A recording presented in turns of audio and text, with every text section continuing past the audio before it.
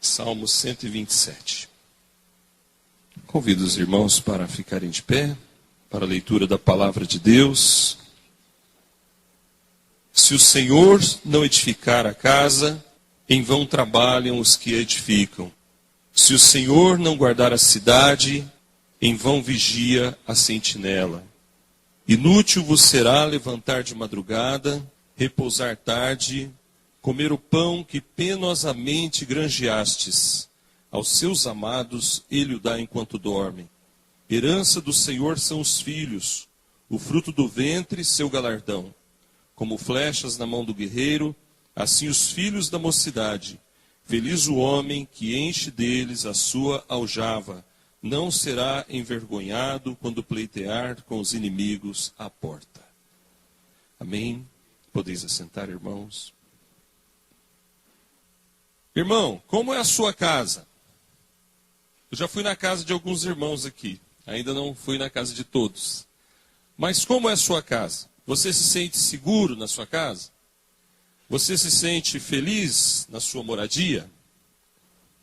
Quando nós moramos lá no litoral, nós víamos o drama dos moradores das palafitas. Não sei se você já viu, talvez na televisão, talvez passando por lá. Aquelas pessoas que moram em casas construídas sobre o mangue. E o relato daquelas pessoas, irmãos, era que viver ali trazia para eles assim um misto de insegurança, de medo, porque eles não tinham para onde ir e moravam num lugar perigoso, um lugar que cheirava mal, um lugar que tinha muito rato. Então a gente via esse drama lá na vida daquelas pessoas. O mesmo ocorre, irmãos, na vida daqueles que moram nas encostas de morros. Vocês com certeza já viram, né? Todo mundo vê na televisão quando chove. Aqui no estado de São Paulo, Rio de Janeiro, Minas, em diversos lugares, o perigo do desmoronamento, da erosão e das casas que caem quando acontece isso. Recentemente, nós vimos um edifício, vimos na televisão, aquela história do edifício lá em Bangladesh que caiu. E uma mulher sobreviveu depois de 17 dias. Não sei se vocês viram essa notícia? Ela tinha, parece que 2 garrafas de água. E a gente estava conversando sobre isso, né? O que será que ela comeu, né? Porque beber água só 17 dias, mas ela sobreviveu pela misericórdia de Deus. E já se tornou uma história brasileira, uma história triste do nosso Brasil. Aqueles 2 prédios que caíram lá no Rio de Janeiro, que era do Sérgio Naia, não sei se os irmãos se lembram, há alguns anos, talvez uns 10 anos atrás, né? Tinha um nome, alguém lembra o nome daqueles edifícios lá? Edifício Palace 1 e 2, né? Caiu um, aí o outro começou a trincar, e dali a pouco todo mundo teve que sair e largar as coisas, morreu gente. E também outra coisa que me chamou a atenção foram aquelas casas do PAC, os prédios do PAC construídos e que estão sendo demolidos porque estavam rachando, que foram mal construídos.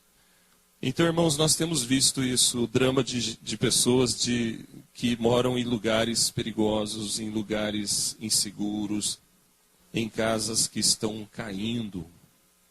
E eu perguntaria, por que a casa caiu? Certeza que em todos esses casos elas foram mal edificadas, não é? Ou no lugar errado, ou do jeito errado, ou com material errado, mas foram mal edificadas. Todas as pessoas normais, né, irmãos, desejam viver em casas seguras, no mínimo isso. Uma casa que não vai cair em cima da sua cabeça enquanto está dormindo, né?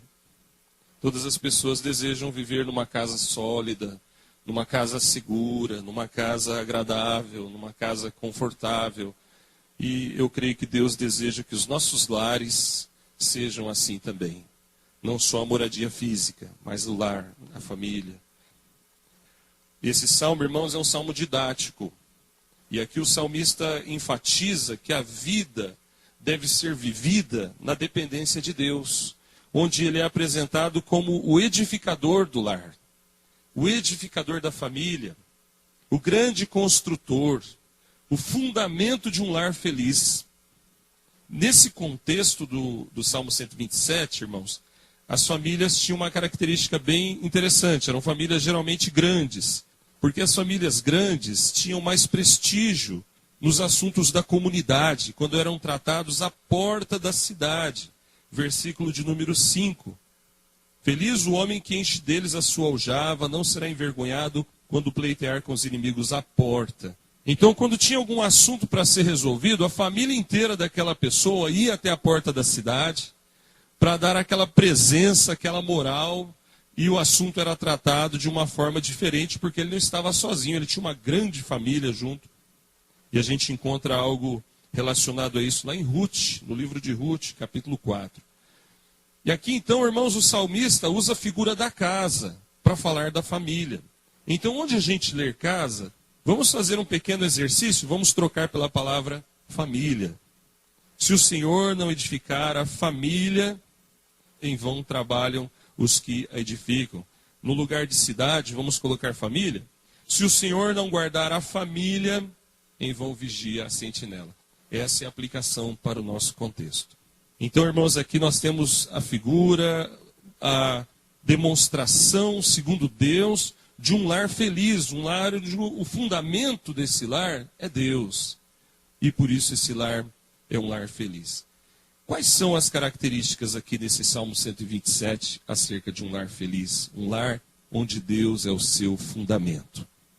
Primeiramente, irmãos, Deus é o seu edificador. Versículo 1, parte A. Se o Senhor, vamos ler? Se o Senhor não edificar a casa, em vão trabalham os que a edificam. Então, amados, o Senhor é o supremo edificador. Ele que constrói um lar feliz. E Deus é o maior interessado, irmãos, que os nossos lares sejam sólidos. Ele edifica. Ele faz com que o lar, com que a família seja firme, seja segura. Essa é a especialidade de Deus. Uma das especialidades dele. Porque ele é o criador da família. Ele inventou a família. E ele mantém a família de pé. E ele sabe do assunto, irmãos, ele sabe dos dilemas que a família enfrenta, sabe dos problemas que a família pode passar. E ele tem sabedoria para nos ensinar a resolver esses dilemas. Ele tem poder para resolver os desajustes do lar, para colocar o lar centrado na palavra, para tirar do lar as confusões, os problemas e sanar até as diferenças que possam haver. Notemos, irmãos, que o versículo começa com a partícula se. Se o Senhor não edificar a casa, em vão trabalham os que a edificam. Ou seja, é preciso que ele seja o edificador. Pode ser que ele não seja o edificador de algum lar, de alguma família. E então essa família estará sendo edificada, trabalhada em vão. O que é em vão? Significa que não vai ser feliz. Significa que não vai ser segura, não vai ser sólida. Vai ficar parecendo aquela casa construída na beira do morro. Quando vem a tão esperada chuva, pode cair tudo. Ou a palafita construída sobre o mangue, e quando vem a maré, os ratos aparecem, os bichos, cobras. Coisa terrível, né? A gente pensar em lares que vivem assim, cercados de situações onde não há muito prazer em estar lá. Como a irmã falou hoje cedo na escola dominical, que há pessoas que saem do serviço e já fica preocupado. Agora chegou a hora de ir para casa. Pronto, agora começam meus problemas. Agora começa a parte B. A parte A foi no trabalho, né? Aturar tudo aquilo lá. Agora a parte B é chegar em casa. Não vejo a hora de dormir para depois amanhã, vazar, correr cedinho, sair daqui e trabalhar. Eu não aguento ficar dentro dessa casa. E muitas vezes isso pode estar acontecendo no lar de alguém aqui da igreja. Alguém aqui presente hoje. Então, se você estiver vivendo alguma coisa assim, lembre, não é esse o plano de Deus para a tua vida, para a nossa vida. E Deus é o supremo edificador, Ele é o supremo construtor. Eu tenho visto, amados, que carro tem se tornado cada vez mais comum, não é mesmo? Carro já não é mais privilégio, é necessidade. Outra coisa também é celular. Eu até brinco, às vezes, a vida da gente muda quando a gente consegue comprar um carro. Muda, né? Porque antes você ficava horas no ponto de ônibus, enfrentava chuva, frio. Agora você tem um carro gostosinho, quentinho. A vida muda quando compra um celular também, não é?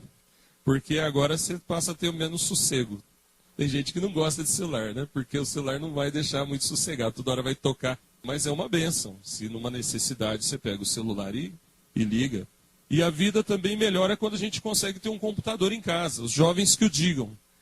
Porque moço, moça, não fica mais sem computador para fazer trabalho escolar, né? Eu lembro do tempo da máquina de escrever, a Jurássica. Já virou coisa do tempo dos dinossauros, né? Eu tinha uma maquininha boa. E serviu muito. Mas hoje em dia é difícil você ver alguém que tem uma máquina de escrever. Então, irmãos, carro, computador e celular. Você entregaria algum desses itens nas mãos de um aventureiro para consertar? Imagina que seu carro deu um defeito. Aí seu vizinho fala assim, ó, eu acho que eu consigo mexer. Deixa aí que eu vou... Cadê o Sérgio? Né? O Sérgio manja, viu, irmãos? Esse homem manja, mas tem vezes o cara é aventureiro, quer futricar, né, Sérgio? Vai lá e troca a rebimboca da parafuseta com a grampola do não sei da onde e pronto. E o celular? Você paga uma nota no celular, você vai fuçar nele, deu um problema, você vai pôr chave de fenda lá, é? Só se for meio doido da cabeça, não é? E computador? Irmão, se coisas básicas do dia a dia, a gente sabe que tem gente especializada para tratar, gente que entende do assunto, por que muitas vezes nós não vamos ao especialista para resolver os problemas da família? Deus é o especialista. Deus sabe resolver. Deus entende do assunto, melhor que qualquer pessoa. Muitas vezes, amados, as pessoas vão atrás de psicólogo, vão atrás de consultor, vão atrás de orientador, vão atrás de conselheiro, pasme, até atrás de horóscopo. Até atrás de horóscopo, tem gente que vai olhar, fazer uma fezinha, ver o que os astros estão dizendo. Isso é o diabo, irmão. Que astros, que nada. É o inimigo enganando as pessoas. Nós temos que procurar é Deus, amado.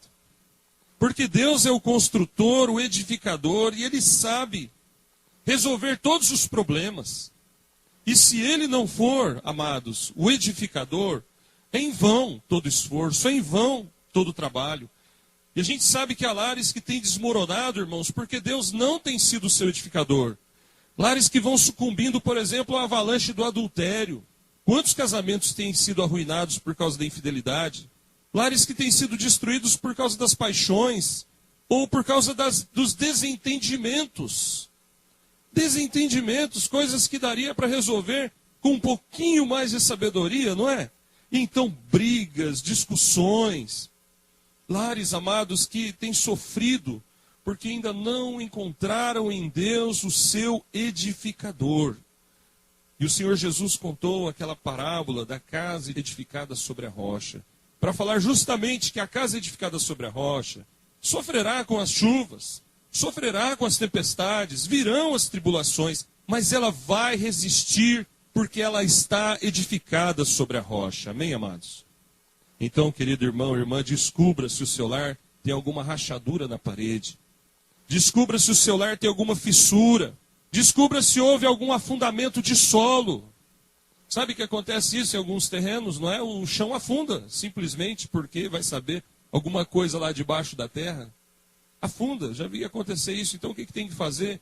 Tem que ir lá e jogar pedra, jogar coisa sólida e firmar bem, para que aquela área não caia, mas ela fique de pé. E Deus tem poder, Deus tem sabedoria, Deus tem argamassa para consertar tudo isso, amados. A palavra, o Espírito Santo, o amor, a sabedoria que vem do alto pode restaurar a sua família, pode restaurar o seu lar, mas é preciso que ele seja o edificador da nossa casa. Então, amados, essa é a primeira característica de um lar onde Deus é o fundamento. O fundamento de um lar feliz é Deus. Mas existe mais uma característica, irmãos. Deus também é o protetor dessa casa.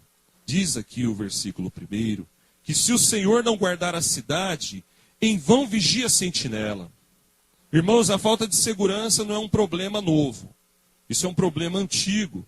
Nós vivemos hoje, sim, dias de morte, dias de violência, mas lá no contexto do salmista não era diferente. Haviam sentinelas e vigias, irmãos, que eram soldados que ficavam atentos dia e noite, cuidando da segurança dos muros da cidade e dos portões, para que a cidade não fosse invadida.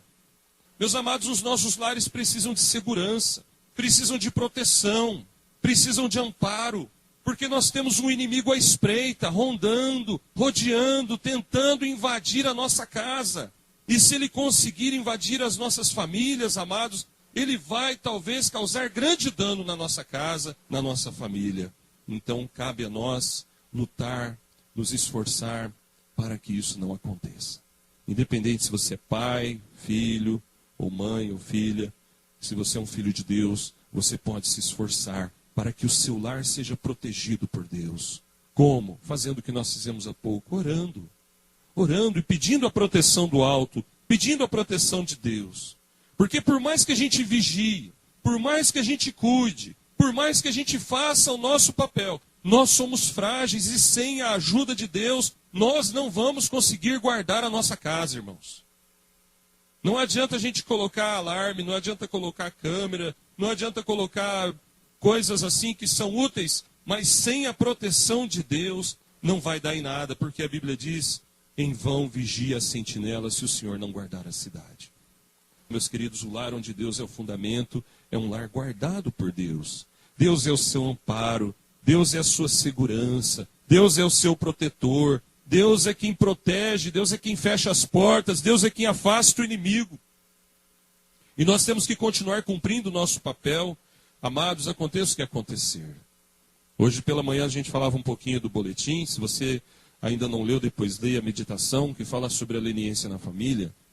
Há lares em que os pais fizeram o seu papel certinho, mas chegou uma idade em que os filhos caíram na armadilha do inimigo, caíram na cilada de Satanás, caíram no laço do diabo e trouxeram então para a sua família um momento de desespero, um momento de dor, um momento até de uma certa tortura, onde os pais têm que aguentar certas coisas que eles não queriam passar por aquilo. Mas, irmão, não era para ser assim. Não era do plano de Deus que eles caíssem nessas situações. Por que aconteceu isso, irmãos? Porque quando chegou a hora deles fazerem de Deus o seu vigia, o seu protetor, a sua sentinela da sua alma, eles fracassaram. Eles falharam. Chega uma hora, irmão, você que é jovem, adolescente, chega uma hora que você tem que dizer, Senhor, Tu és o meu protetor. Não é porque o meu pai e minha mãe falaram. Não é porque o pastor está falando ali na frente apenas porque é a palavra de Deus, amém? Mas é porque eu creio. Isso é um projeto de vida. Irmão, a vida toda nós temos que fazer de Deus nosso protetor, porque o inimigo está sempre tentando nos destruir. Mas a palavra de Deus ainda nos apresenta mais uma característica deste lar, onde Deus é o fundamento. É o contentamento. Porque Deus é o sustento deste lar. Diz o versículo 2, inútil vos será levantar de madrugada, repousar tarde, comer o pão que penosamente granjeastes, aos seus amados ele o dá enquanto dormem. O que significa isso? Significa que o Filho de Deus não precisa trabalhar, é só ficar dormindo e Deus vai encher a dispensa, a prateleira de comida? Significa que vai vir um anjo todo fim de mês com um cheque lá do céu assinado por Jesus, falando, olha, só ir lá no banco descontar? Também não, não é? Significa, irmãos, que Deus vai abençoar o seu povo. E o seu povo vai ter contentamento. Porque observe o versículo mesmo. Inútil vos será reticências e depois comer o pão que granjeastes penosamente. Veja, não faltou o pão para essa pessoa. Mas por que é inútil? Por que é inútil levantar de madrugada, repousar tarde, se esforçar tanto para comer aquele pão? Porque não haverá contentamento, não haverá felicidade, se Deus não for o fundamento da família. Quantos lares, irmãos, que tem tudo em casa, hein? Tem carro, tem televisão, mas isso não é a felicidade na tua casa, irmão. Não são os bens materiais que vão te fazer feliz. Não é o carro novo que vai te fazer feliz. Não é aquela comidaiada, aquele monte de carne e comida. Maravilha se tiver, glória a Deus, dá até para ajudar alguém que está precisando. Mas não é isso que faz a gente feliz. Eu sei de lares, irmãos, que tem tudo isso, mas não é feliz. Não é feliz. E há lares, você sabe muito bem, que tem tanta coisa boa para se comer, mas os familiares não conseguem nem assentar na mesa para comer, um olha para a cara do outro, briga até na hora de comer. São pessoas e lares que a gente sofre junto, que a gente chora junto, que a gente ama, mas que não são felizes, porque Jesus, Deus, não tem sido o sustento das suas almas. Lá em Ageu capítulo 1, verso 6, por exemplo, a Bíblia fala que a pessoa trabalha e põe depois o seu dinheiro como se fosse num saquetel furado. O dinheiro vai embora, ele nem sabe para onde foi o dinheiro. Deus não está sendo o sustentador dessa família, dessa vida. Em Malaquias capítulo 3, a Bíblia fala que o que entra naquela casa, muitas vezes, é levado pelo devorador. A pessoa nem vê para onde foi o dinheiro, trabalhou. O dinheiro não aparece, não consegue nem pagar as contas direito, não consegue nem obter algo que tanto sonha. E o livro de Provérbios fala bastante acerca da alegria no lar, mesmo com a falta de muitas coisas físicas, materiais.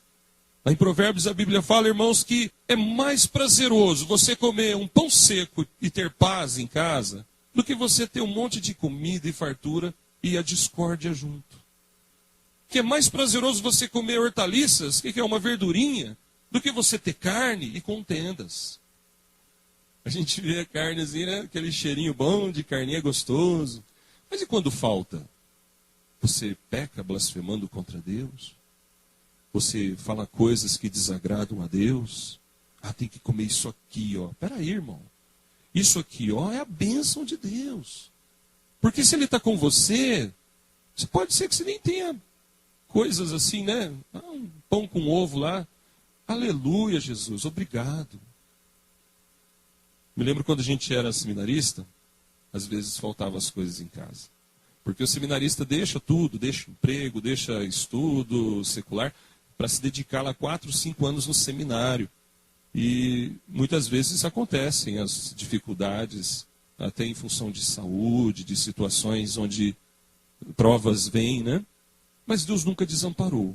Sempre vinha através do Deão, nosso querido Deão, na época, era o Deão, para quem não sabe, é o pastor dos seminaristas. Ele sabia das nossas lutas e as igrejas de Campinas e região sempre faziam uma cesta básica, uma sacolinha para ajudar os seminaristas casados. Então sempre tinha, aparecia, né? Às vezes na porta de casa, uma sacolinha lá com arroz, feijão, fubá e alguma coisinha assim. Mas nós não reclamávamos, irmão, porque ali tinha a alegria da bênção de Deus junto. A bênção de Deus, Deus não deixou faltar. E assim também aconteceram vezes, na maioria das vezes, não tinha nada desses probleminhas aí. Mas tem gente que às vezes reclama, né? Puxa, eu queria comer tal coisa, não está dando, eu batalho. Irmão, então quando acontecer contigo, não reclame mais. Dê glória a Deus. Diga, Senhor, obrigado, porque o Senhor está me sustentando. Pode não ser tudo o que eu queria comer. Pode não ser do jeito que eu gostaria. Mas eu sei que o Senhor é poderoso para fazer infinitamente mais do que eu posso pedir ou pensar, conforme o teu poder que opera em minha vida. E a prosperidade, irmãos, prosperidade é Deus conosco. Amém? Isso é prosperidade. É Deus conosco. Então você pode ter 1, você pode ter 10, você pode ter 1000, você pode ter 1 milhão. Se Deus está com você, amém, você é próspero. Você pode estar a pé, você pode estar de carona, de bicicleta, de ônibus, de carro, um carro velho, um carro mais ou menos, um carro novo. Se Deus está com você, você é próspero. Porque, irmãos, não adianta nada a pessoa granjear o seu alimento, será inútil se Deus não for o seu sustento. E uma última característica, amados, que nós temos que falar aqui, sem dúvida alguma, está no versículo 3. O lar onde Deus é o fundamento, é um lar que tem uma herança de Deus. Herança de Deus são os filhos. Verso 3. Herança do Senhor são os filhos, o fruto do ventre, seu galardão. Os filhos são apresentados aqui, irmãos, como um galardão. O que é um galardão? Galardão é um presente, galardão é um tesouro, galardão é uma herança, galardão é um prêmio. Como é bom ter filhos, né, irmãos? É bom demais. Vocês aí solteiros, vai orando para Deus preparar aí uma pessoa legal, especial, para casar logo, para ter filho logo. Porque é bom demais. Que bonitas crianças aqui na frente. criança, irmão, ela alegra a casa de Deus. Porque a criança, irmãos, é dona do céu. Dos tais é o reino dos céus, pertence às crianças, disse Jesus.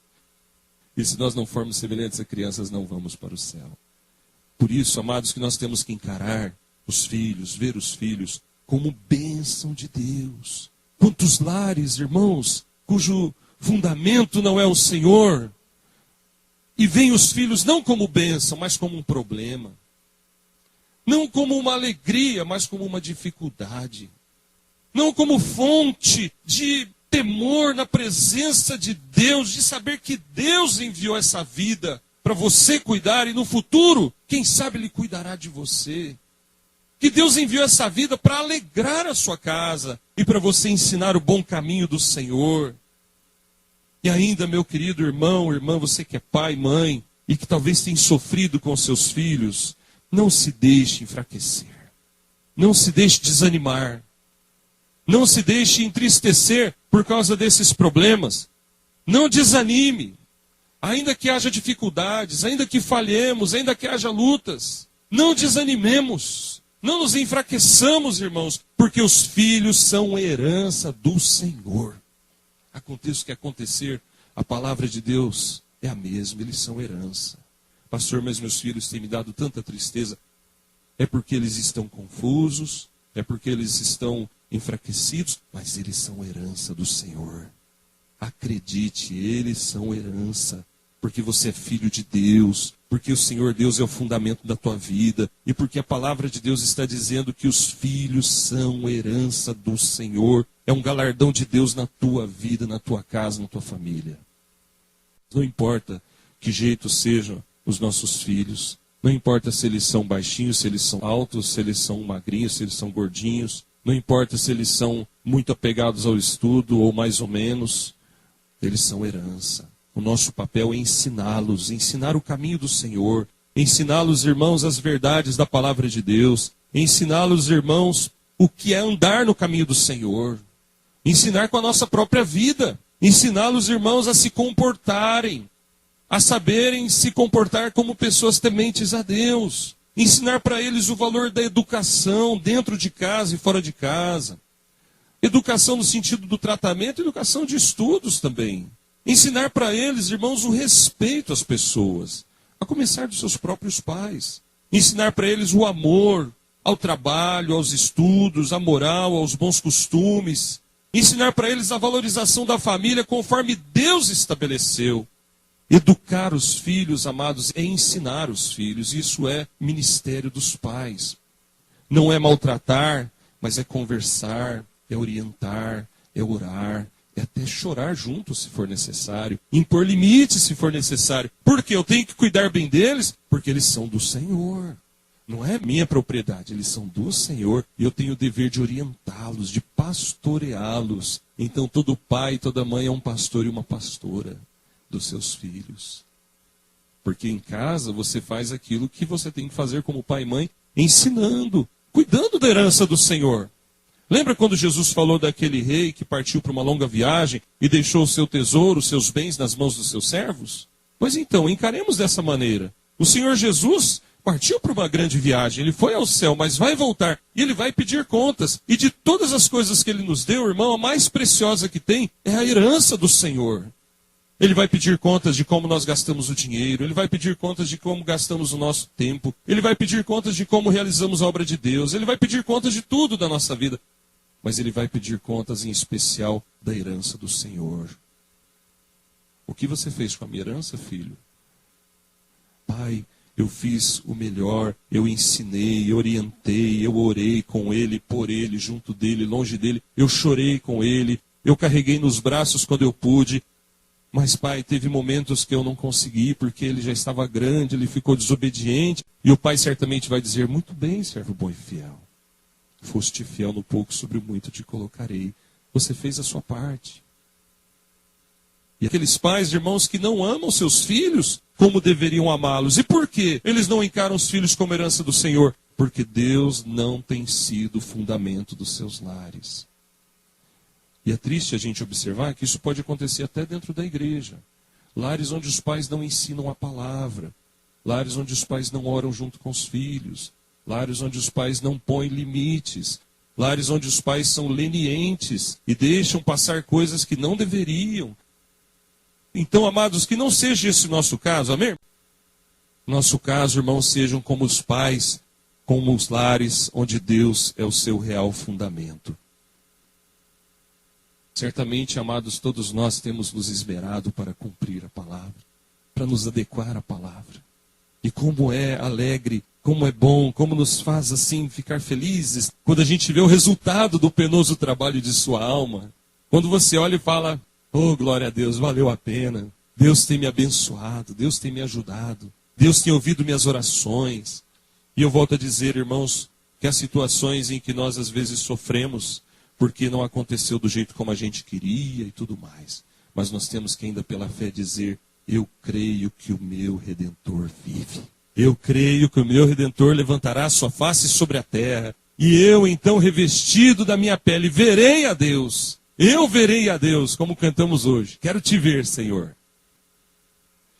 Talvez, irmãos, esse seja o tempo da gente orar e esperar em Deus. Como é bom quando nós vemos Deus abençoando e os filhos também aceitando a palavra no seu coração. E vê-los crescendo na casa de Deus.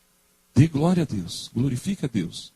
Mas se um dia as lutas vierem, se um dia, irmãos, as tempestades vierem, não vamos julgar aquela família. Não vamos julgar aqueles pais e dizer, isso é culpa dos pais. Negativo. Quando acontecerem as lutas e as tribulações, não vamos dizer a palavra de Deus falhou. Porque a Bíblia fala isso, isso e isso. Eu sempre fiz de Deus o fundamentador da minha vida, sempre orei, sempre me esforcei para obedecê-lo. E aconteceu isso tudo comigo. Não aceite essa palavra, isso é o diabo falando na tua cabeça. Se isso vier, irmãos, no celular, diga, Senhor, eu sei que está acontecendo umas lutas aqui em casa, mas a tua palavra é fiel.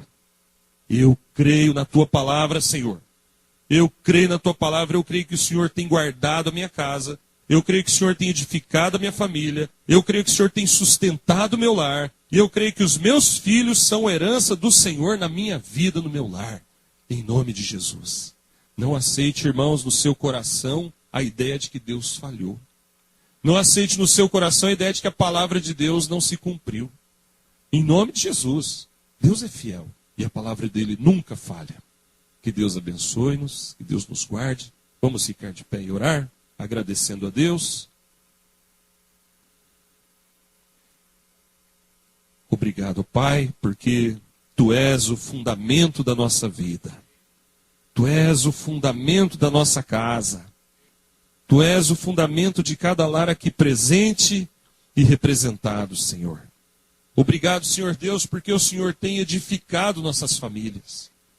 Ó Pai, a prova disso, Senhor Deus, é que apesar de lutas e apesar de tribulações que muitas famílias têm passado, eles estão aqui na Tua casa. Ó Pai, obrigado, Senhor Deus, porque Tu és também, ó Pai, o guarda, o protetor das nossas famílias. Obrigado, Senhor Deus, porque o Senhor tem nos protegido do inimigo. O Senhor tem nos protegido do mal. E ainda que alguma coisa nos aconteça, a nossa alma é intocável. Ainda, Senhor Deus, que o mal nos sobrevenha, seja enfermidade, seja luta, seja o problema que for. Mas a nossa salvação é garantida. E nós podemos dizer, eu sei que o meu Redentor vive. E Ele é fiel para guardar o meu tesouro até o dia final. Pai amado, obrigado, Senhor, porque Tu és o nosso sustento. Obrigado, Senhor Deus, porque não são os bens materiais, a comida, a bebida, ó Deus, a casa, ou as roupas, ou os bens que nos trazem alegria. Tudo isso pode nos alegrar, mas a nossa alegria, o nosso contentamento é do Senhor. Ó Pai, ainda que nos falte alguma coisa, ainda que nós passemos por lutas, ainda que nós tenhamos, ó Deus, alguma dificuldade, o Senhor, ó Deus, é o nosso sustento. O Senhor é que nos dá paz. O Senhor é que nos alegra. O Senhor, ó Deus, é tudo para nós, ó Pai. E por isso te agradecemos pela herança do Senhor também. Porque o Senhor nos galardoou com filhos. E essa é uma igreja que tem filhos, ó Pai. Ó Deus, nós consagramos esses filhos nas suas mãos. Nós clamamos, ó Deus, pela vida de cada um deles. Que o Senhor guarde e proteja, Pai amado, os filhos desta igreja. Para que eles continuem no teu caminho. E, ó Deus, quando eles chegar o momento oportuno deles se casarem, deles terem filhos também, esses filhos também permaneçam no seu caminho. Ó Pai, abençoa a semente dessa igreja, abençoa as crianças, os jovens, adolescentes. Pai, nós declaramos, eles são herança do Senhor. Ainda que alguns deles estejam passando por lutas, ainda que alguns deles tenham caído até no laço do inimigo, ainda que alguns deles, ó Pai, estejam confusos, ó Pai. Mas, Pai, nós cremos que o Senhor os guardará, nós cremos que o Senhor os protegerá, e nós cremos que o Senhor os trará de volta a tempo. Tem misericórdia deles, ó Pai. Não deixe que lhes aconteça um acidente, não deixe que lhes aconteça, ó Deus, um mal.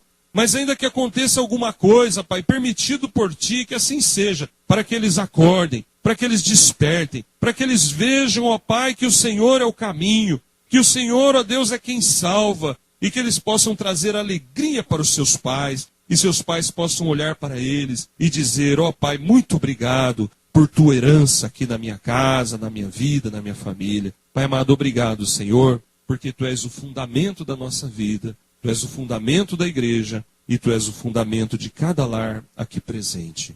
Muito obrigado, Pai, em nome de Jesus.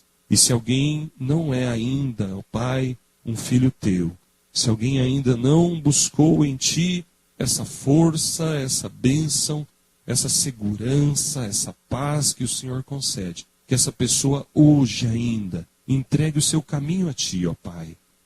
E eu oro por aquele, ó Pai, que é o único que tem vindo à igreja, ó Pai, na sua casa. Seus pais não são crentes, sua família ainda não crê em Ti. Ó Deus, abençoa, Pai, esse Teu servo, e que ele ore, que ele peça a Tua bênção, e que ele possa ver um dia, Pai, a sua casa aos seus pés.